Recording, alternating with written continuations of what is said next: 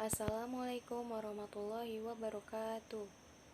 Selamat pagi semua, perkenalkan nama saya Aditya Kusuma Dewi dengan NIM 2190302079 dari kelas A pagi. Di video part 2 dari buku Kerja Kewirausahaan 2, bergerak dari ide menjadi sebuah usaha, di mana kali ini saya akan mempresentasikan dua bagian terakhir dari buku kerja ke-10 dan ke-11. Tentu dengan bisnis yang dianalisa yang masih sama, yaitu di bidang food and beverage dengan unit Damar Langit Restoran. Baik, langsung saja kita mulai dengan form yang ke-10, yaitu identifikasi akses pembiayaan atau modal usaha baru. Unit usaha Damar Langit Restoran. Produk atau jasa food and beverage atau makanan dan minuman. Elemen. Yang pertama, identifikasi pentingnya pembiayaan atau modal. Kriteria unjuk kerja, alasan kebutuhan modal usaha baru diidentifikasi. Batasan variabel, alasan usaha baru perlu modal dapat mencakupi. Di sini saya memilih penanaman modal dan siklus pengembangan produk yang panjang. Kriteria unjuk kerja sumber-sumber modal personal diidentifikasi. Sumber-sumber modal personal dapat mencakupi dana pribadi pendiri dan sumber bootstrapping. Menentukan cara untuk menghindari kebutuhan pembiayaan atau pendanaan eksternal melalui kreativitas, kecerdikan, penghematan, pemotongan biaya, atau cara apapun yang diperlukan. Kriteria unjuk kerja, potensi peningkatan pendanaan dipersiapkan. Batasan variabel potensi peningkatan pendanaan dapat mencakupi. Di sini saya memilih personal funds atau dana pribadi dan equity capital atau penyertaan modal. Elemen yang kedua, identifikasi sumber-sumber pembiayaan ekuitas. Kriteria unjuk kerja, bisnis angel diidentifikasi. Bisnis angel mampu mempunyai karakteristik. Di sini saya memilih mereka berinvestasi sesuai dengan kelayakan proyek dengan harapan keuntungan di masa depan. Kriteria unjuk kerja jenis venture capital diidentifikasi. Batasan variabel jenis venture capital dapat mencakupi. Di sini saya memilih berdasarkan cara pemberian bantuan, yaitu single tier approach dan two tier approach. Kriteria unjuk kerja initial public offering diidentifikasi.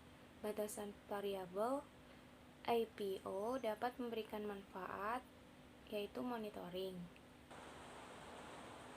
Elemen yang ketiga, identifikasi pembiayaan pinjaman. Kriteria unjuk kerja bank komersial diidentifikasi. Batasan variabel bank komersial mempunyai karakteristik. Di sini saya memilih secara historis, bank umum belum dipandang sebagai sumber pendanaan praktis untuk perusahaan pemula.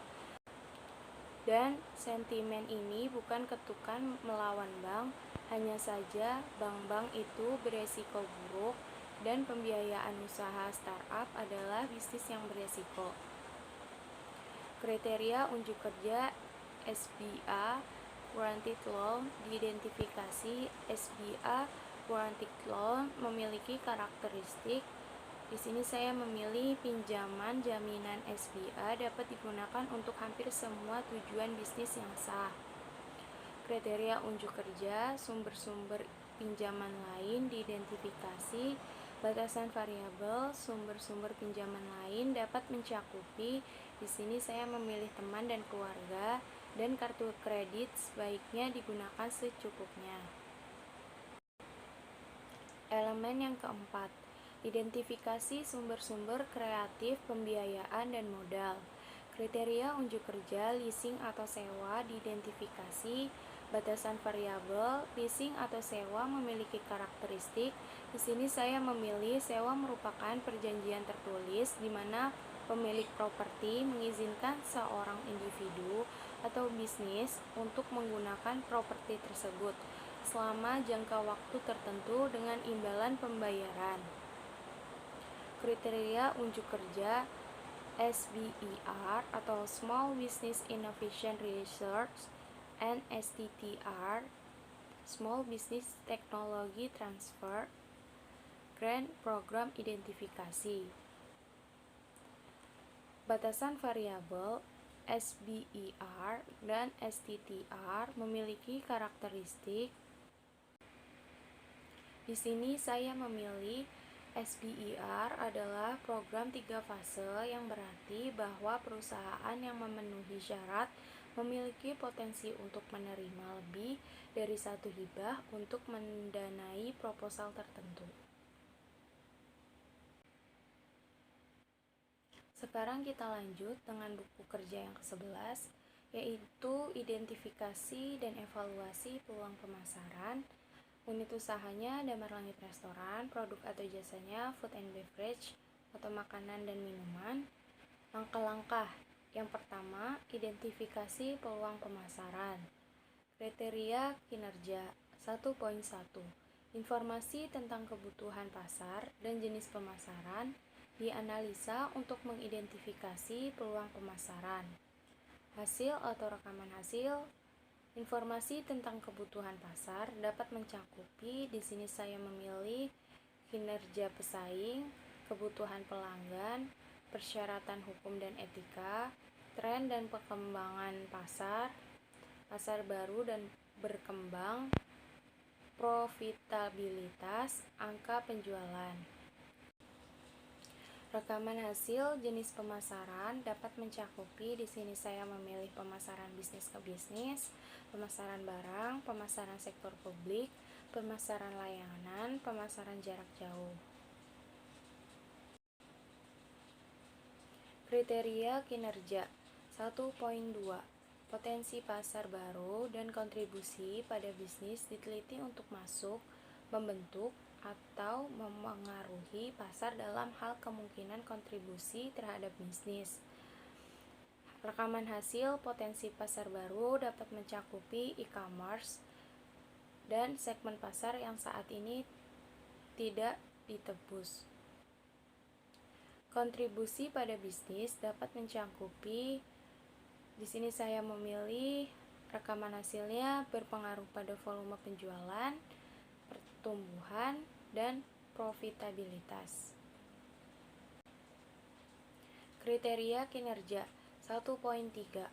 Pendekatan kewirausahaan inovatif dan ide-ide kreatif diidentifikasi untuk aplikasi bisnis potensial mereka dan kembangkan menjadi peluang pemasaran potensial.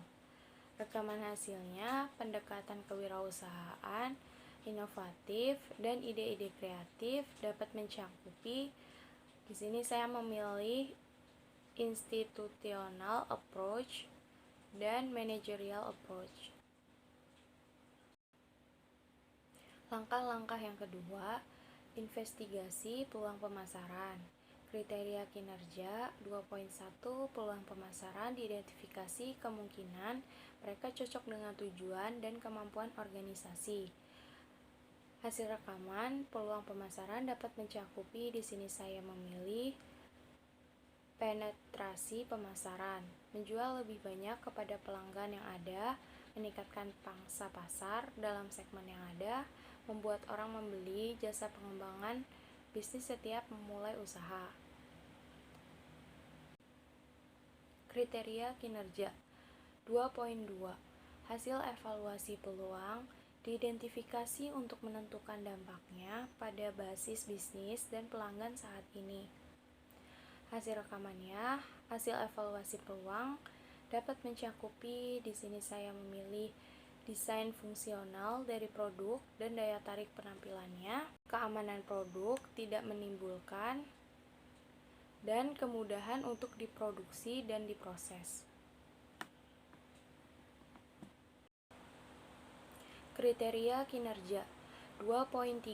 Kelayakan finansial dari setiap peluang pemasaran dinilai berdasarkan faktor eksternal, biaya, manfaat, resiko, dan peluang.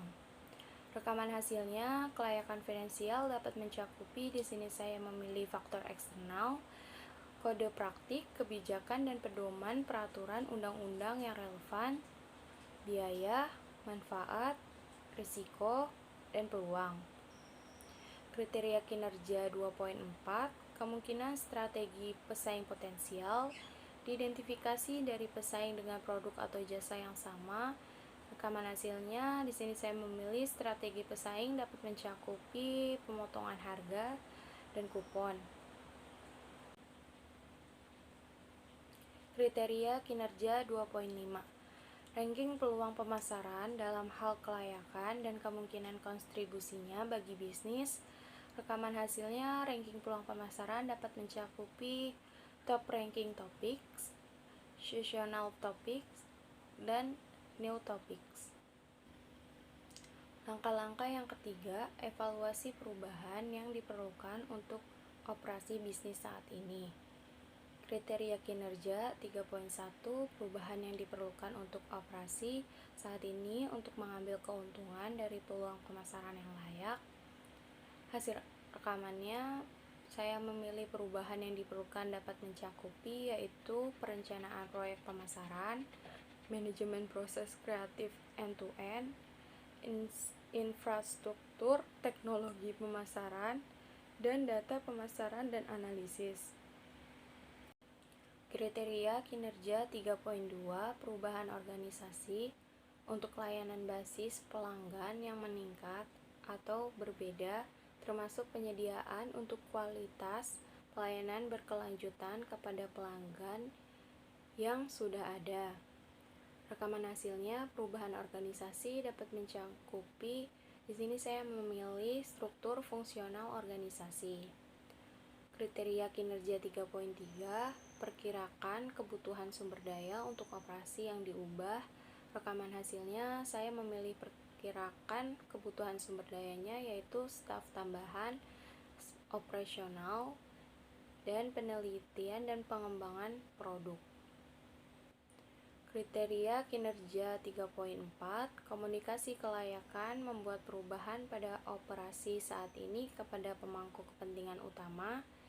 Rekaman hasilnya, saya memilih staf keuangan, staf sumber daya manusia, manajer, tenaga pemasaran, pemilik, staf produksi, dan pengawas. Kriteria kinerja 3.5, dokumentasi peluang pemasaran yang baru, diidentifikasi dan perubahan yang diperlukan. Rekaman hasilnya, berdasarkan hasil analisa di atas, usaha ini memiliki peluang pemasaran yang cukup baik, tetapi harus tetap ditingkatkan lagi dari segi daya tarik customer-nya agar Damar Langit Restoran bisa mencapai target yang diinginkan. Sekian video dari saya. Jika ada kesalahan, mohon dimaafkan. Wassalamualaikum warahmatullahi wabarakatuh.